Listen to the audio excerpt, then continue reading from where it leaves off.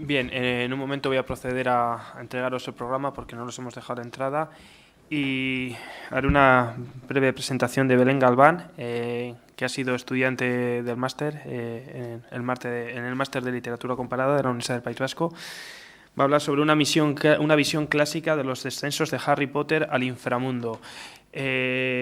Y bueno, decir que Belén ha sido estudiante mía, tanto en el grado como en el máster, y es un placer, pues bueno, verla crecer de esta manera a nivel académico. No te pongas roja ni nada de eso, porque es una estudiante brillante y estoy muy convencido, seguro, de que vais a disfrutar muchísimo con su intervención. Así que Belén, cuando quieras.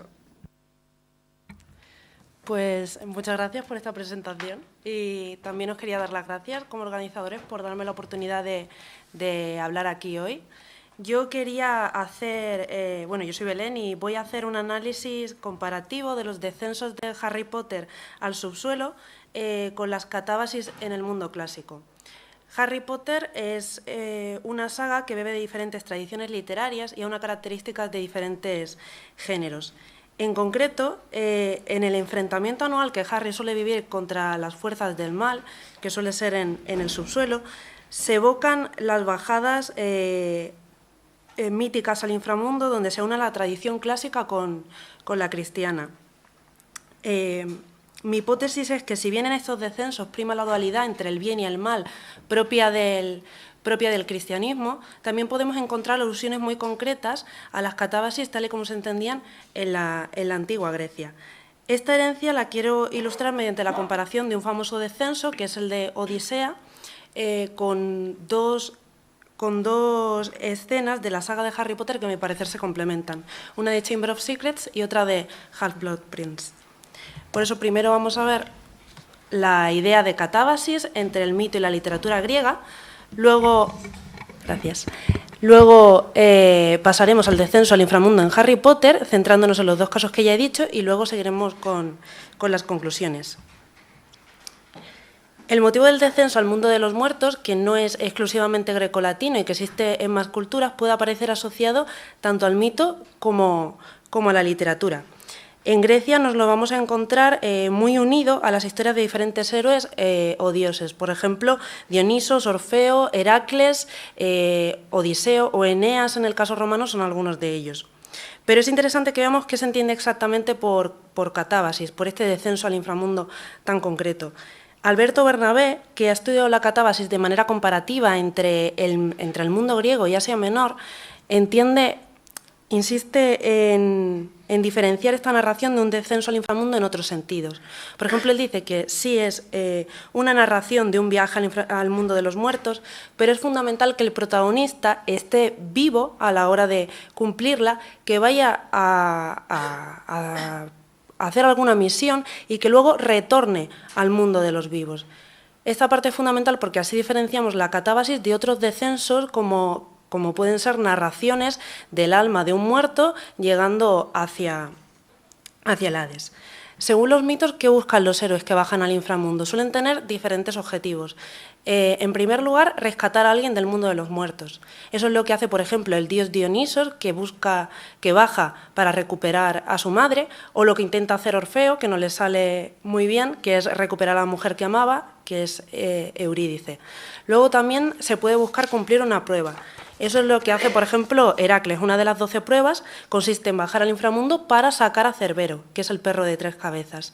Y por último, también se puede intentar ganar conocimiento, que es el caso de Odiseo, que voy a comentar a continuación. Odiseo necesita ganar conocimiento concreto para cumplir su misión, que es retornar a casa a salvo, pero también, mediante la visita al inframundo, consigue otro tipo de sabiduría que lo sitúa por encima del resto de seres humanos, que es, al ver en concreto lo que es la muerte, puede entender en toda su complejidad lo que es la vida.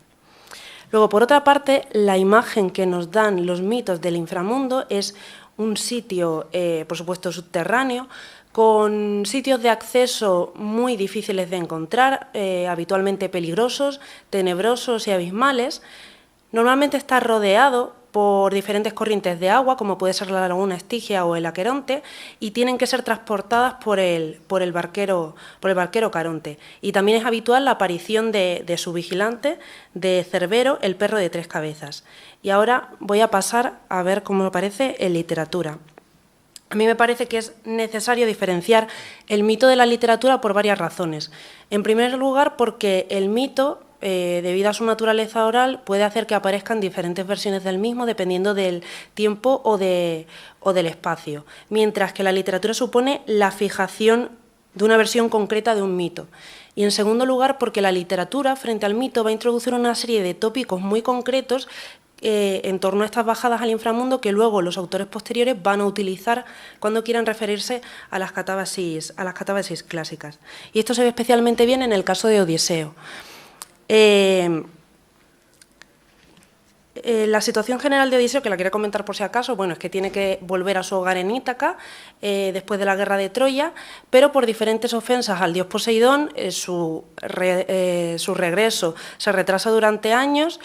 Y bueno, la Odisea comienza en el momento justo en el que los dioses van a permitir a Odiseo volver a casa.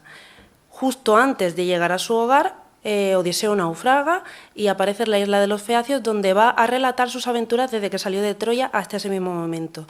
Y es entonces, aproximadamente hacia la mitad del poema, en el canto 11, donde se inserta el descenso al inframundo.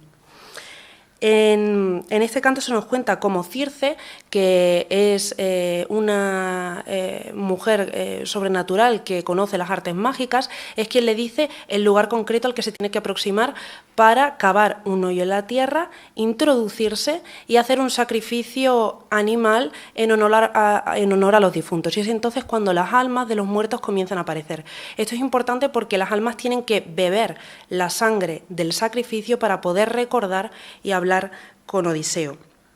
Odiseo se va a encontrar con diferentes sombras de héroes y de heroínas clásicas. El más importante es Tiresias, porque es el adivino que le tiene que dar la información concreta para volver a su hogar.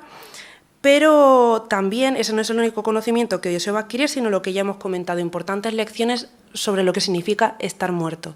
Y esto se puede ver alrededor de 4 momentos a destacar relacionados con 4 imágenes con las que se encuentra en el inframundo. La primera es su madre, Anticlea, de la que, por cierto, conoce que está muerta porque se la encuentra como sombra, y de ella nos dice que 3 veces intenta abrazarla, pero 3 veces desaparece de su vista. La lección que podemos sacar de esto es la incorporeidad de las sombras. Ya no pueden vivir una vida corporal como la que tenemos los seres humanos.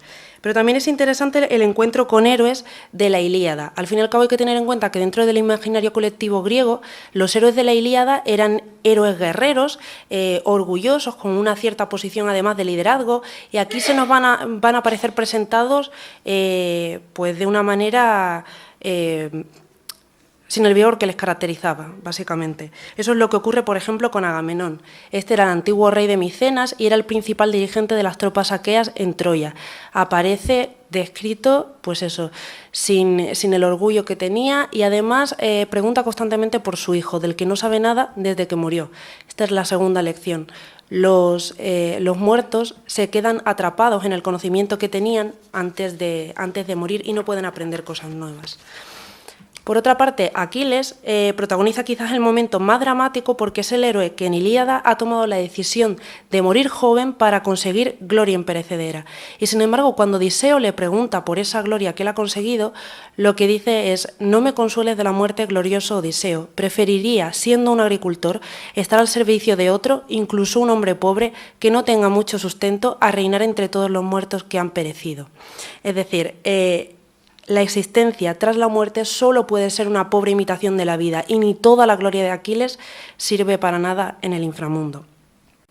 Por último, Áyax es un héroe que se acabó suicidando, aquí lo vemos cómo se está poniendo la espada para arrojarse a ella, a causa de una disputa con Odiseo. Cuando Áyax aparece como sombra en el inframundo y ve a Odiseo, no se quiere acercar hacia la sangre porque no quiere hablar con él. Esto lo que nos dice es que los rencores duran más allá de la muerte. La importancia de este pasaje es que nos ofrece pasos que luego se convertirán en tópicos. Por ejemplo, la ayuda sobrenatural para entrar, las instrucciones, el sacrificio de sangre, el ganar conocimiento o el encuentro con las imágenes de los difuntos. También, como ya hemos dicho, se ven las imágenes de los muertos como una pobre imitación de la vida y además se ve que se quedan atrapados en ese conocimiento que tenían antes de morir. Luego también es importante decir que en la literatura occidental esta narración evoluciona como tópico literario ya mezclado con las concepciones cristianas. Es muy habitual, bueno, se produce una mezcla entre inframundo e infierno, es muy habitual que aparezcan estos dos conceptos unidos. El ejemplo más claro es la bajada al infierno en Dante. La principal diferencia entre uno y otro sería que en el cristianismo el descenso implica una victoria sobre los poderes del mal, mientras que el descenso al Hades es más bien un quebranto de las leyes naturales entre la vida y la muerte. En Harry Potter vamos a encontrar esa mezcla, pero yo me voy a centrar especialmente en las que tengan que ver con la antigüedad clásica. Ahora sí podemos pasar a Harry Potter, que es la heptalogía escrita por J.K. Rowling entre el 97 y 2007. Como ya sabéis, cuenta la historia de un joven mago que va a un colegio de magia, pero luego también a nivel general cuenta la historia de la lucha contra Voldemort, un mago oscuro que está intentando conseguir la inmortalidad y que está intentando subyugar al mundo mágico. Cada año las aventuras de Harry suelen seguir un cierto patrón. Por ejemplo, siempre empiezan en el mundo no mágico para ir hacia el mundo mágico, donde vive diferentes aventuras que al final suelen confluir en una lucha contra los poderes del mal, y esta se suele dar al subsuelo, y esto tiene su importancia. Si observamos los 7 libros, lo que vamos a ver es un viaje de transformación de Harry a lo largo de su adolescencia, de niño a joven adulto. Bueno, yo creo, y no solamente yo, sino también J.K. Rowling, que especialmente este viaje de transformación y madurez está estructurado a través de la muerte. Y por eso hay que prestarle especial atención a las maneras en las que ésta aparece. Por ejemplo, entre el primer y el 7º libro lo que tenemos es un cambio desde un niño que está intentando asimilar el porqué de la muerte de sus padres y la conexión y la posibilidad de morir, a un joven adulto que sufre un proceso de muerte y resurrección real, que se convierte en el señor de la muerte mediante la posesión de las reliquias de la muerte, pero también mediante la aceptación de su mortalidad, y que destruye a Voldemort, que al final significa esa monstruosidad de intentar ser inmortal para siempre. ¿Cómo se produce este viaje de transformación? Pues normalmente en cada libro, Harry, al enfrentarse a las fuerzas del mal, en el subsuelo se le permite comprobar de primera mano las consecuencias de sobrepasar esos límites de la muerte. Y además este aprendizaje, pues como ya hemos dicho, se produce en el subsuelo. He puesto varios ejemplos, pero no me voy a detener mucho en ellos. Por ejemplo, en el primero, Harry desciende por una trampilla donde se va a encontrar con Voldemort y va a ver en el estado en el que ha acabado después de intentar perseguir la inmortalidad. Y esa trampilla está custodiada por un perro de 3 cabezas, lo cual es una referencia bastante obvia. En el segundo, por ejemplo, desciende a una cámara secreta donde se va a encontrar con la sombra de Tom Riddle, que es otro, con el recuerdo, que es otro de los trucos de Voldemort para intentar sobrevivir para siempre, y con Ginny Weasley entre la vida y la muerte. Y así podríamos seguir libro tras libro, que no lo voy a hacer, pero bueno, en el tercero desciende por el sauce boxeador, en el cuarto va a un cementerio, en el quinto desciende hasta una cámara donde se estudia la muerte, y luego también hay otros descensos que no solamente son al final del libro contra las fuerzas del mal, como uno al que me voy a referir en Chamber of Secrets. ¿Por qué son importantes? Bueno, por el aprendizaje que supone para Harry alrededor de la muerte, donde además se mezclan estas concepciones cristianas y clásicas. Pero hay 2 momentos especialmente que además desde mi punto de vista se complementan, donde hay unas referencias claras a los pasos y a los significados de una catabasis clásica. Uno es el cumpleaños de muerte de Nick casi decapitado en el segundo libro, y otro es la escena de la cueva donde van Dumbledore y Harry en Half-Blood Prince. Además, es habitual que en la saga que aparezcan en la primera mitad de la saga, en los primeros libros, un tema tratado de manera ligera y más o menos paródica, y en la segunda mitad ya aparezcan a un nivel más profundo, de una manera más solemne y demás. ¿Por qué se van a complementar? Porque ambos son un ejemplo para Harry de lo que ocurre cuando uno intenta continuar la existencia una vez ya se ha alcanzado el estado de muerte. Si bien Voldemort está intentando no morir, evitar la muerte, en este caso vamos a ver qué ocurre si una vez ya se ha alcanzado se intenta conseguir con la existencia en la Tierra. En Chamber of Secrets, Harry y sus amigos son invitados a una fiesta por Nick casi decapitado que va a celebrar su aniversario de muerte, para lo que deben bajar a las mazmorras, es decir, al subsuelo.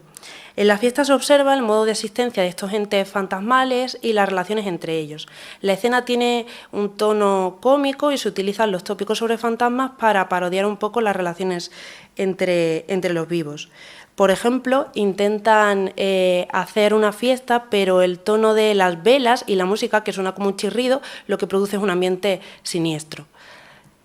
Por otra parte, intentan comer, como es habitual en las fiestas de los seres humanos, pero tienen que dejar que la comida se pudra para intentar saborearla un poco, porque si no, no tiene nada de sabor. Y por último, la fiesta se le arruina a Nick porque aparece Patrick, un caballero sin cabeza que no le quiere dejar pertenecer al club de caballeros sin cabeza porque Nick no tiene el cuello totalmente separado del resto del cuerpo. En resumen, lo que nos encontramos con estos entes es que llevan una pobre imitación de la vida, que tienen la mente anclada en los sucesos del pasado y que no son capaces de superar los viejos rencores, como es el caso de Nick casi decapitado y Patrick, que llevan todos esos años peleándose por ese tema. Realmente sí que parece que estos entes son los más parecidos a los Eidoi que ya se representaban en la Odisea, en el sentido pues, de cómo Agamenón no sabe nada del presente, Ajax que no olvida su rencor hacia Odiseo. Al fin y al cabo, dentro de Harry Potter, los fantasmas son los espíritus de los magos y las brujas que una vez han muerto han decidido no afrontar su propia muerte y se quedan en la Tierra para vivir un simulacro de lo que fueron sus vidas. Esta parodia no se puede considerar una catábasis en un sentido estricto, ya que no hay una búsqueda, no hay una aventura, están las mazmorras donde todo el mundo puede entrar, pero esta visión de la muerte se va a ver complementada con la escena que voy a comentar del sexto libro, donde sí vemos todos esos elementos de la catábasis uno por uno y además cómo responde, si aquí se ve qué le ocurre al alma, ahora vamos a ver lo que le ocurre al cuerpo. En Half-Blood Prince, por poner en contexto, pues en el sexto libro se explora la idea de la inmortalidad. Dumbledore cree que Voldemort consigue mantenerse con vida porque ha dividido su alma en 7 trozos y los ha escondido en objetos de valor. Por ello, en uno de los momentos climáticos del libro, lleva a Harry hacia una cueva en la que parece que está encerrado un trozo de alma de Voldemort para encontrarlo y destruirlo. En este viaje, pues como ya he comentado, se van a presentar uno por uno los elementos que nos van aludiendo a las catábasis clásicas de una manera muy clara.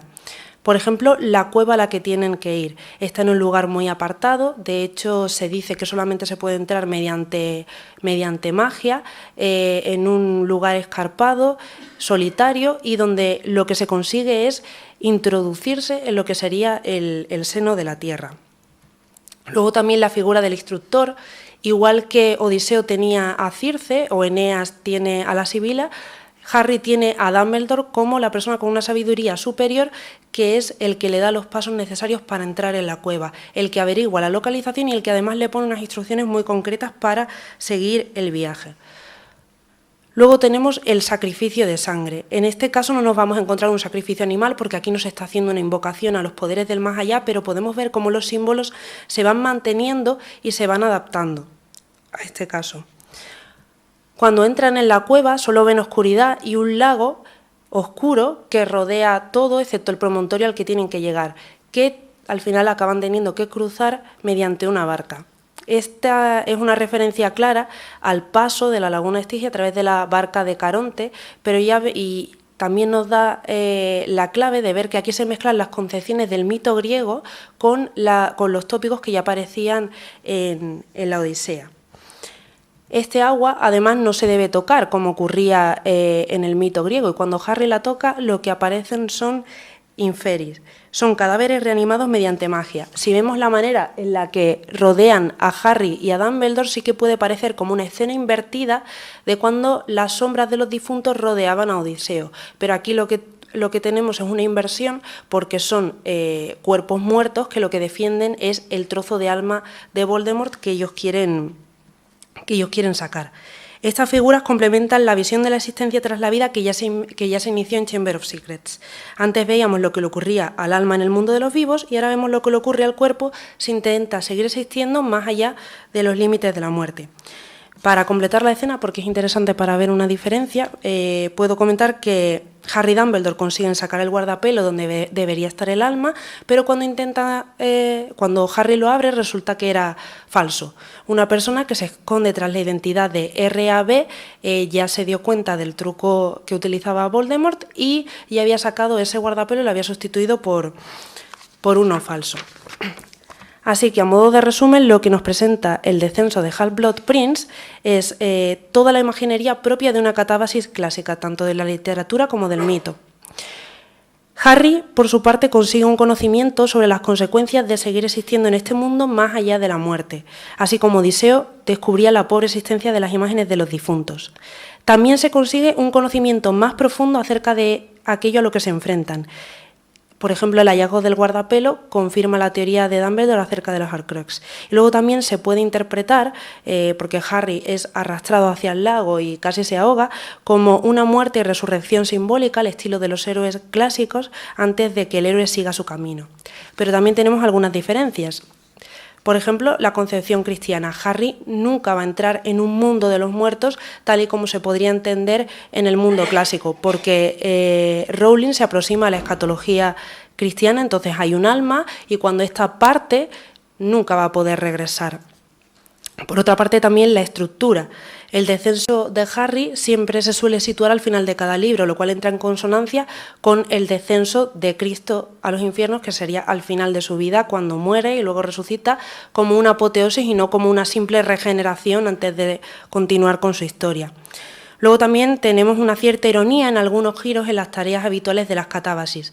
Por ejemplo, como ya hemos visto, es normal que un héroe quiera bajar al inframundo para sacar un alma, pero normalmente su misión es restaurarla y que ésta vuelva a la vida. Aquí, sin embargo, lo que buscan Harry y Dumbledore es rescatar un trozo de alma, pero para destruirlo. Luego también, por otra parte, si bien han descendido para rescatar un trozo de alma, o para destruirla, al final lo que consiguen realmente es conocimiento porque el guardapelo era falso y de otro modo nunca hubiesen descubierto la historia de R.A.B. porque nunca hubiese salido a la luz. Así que, en conclusión, pues J.K. Rowling es una autora que mezcla en su saga diferentes tradiciones literarias. Esto no sucede de manera contradictoria, sino que está armonizado de manera que pueda dotar de significado esas escenas a las que alude mediante paralelismos y diferencias. En concreto, Chamber of Secrets y Half-Blood Prince vemos cómo se utiliza de una manera más clara que en otros descensos referencias al mito y a la literatura griega, señalando a Harry como un héroe clásico y encomendándole una tarea que solo estos podían llevar a cabo. Ver de primera mano el estado de la existencia tras la muerte y sobrevivir para contarlo. En mi opinión, de hecho, es ahí donde queda de manera más clara ese sentido propio de una catábasis griega, la observación y el aprendizaje de las diferentes facetas de la muerte cada vez que Harry baja al subsuelo. Harry aprende mediante los inferi y mediante los fantasmas algo muy parecido a lo que aprende Odiseo, que es que todo ente que procure existir más allá de los límites de la propia existencia está condenado a ser una pobre imitación de la vida. Y ya está. Gracias.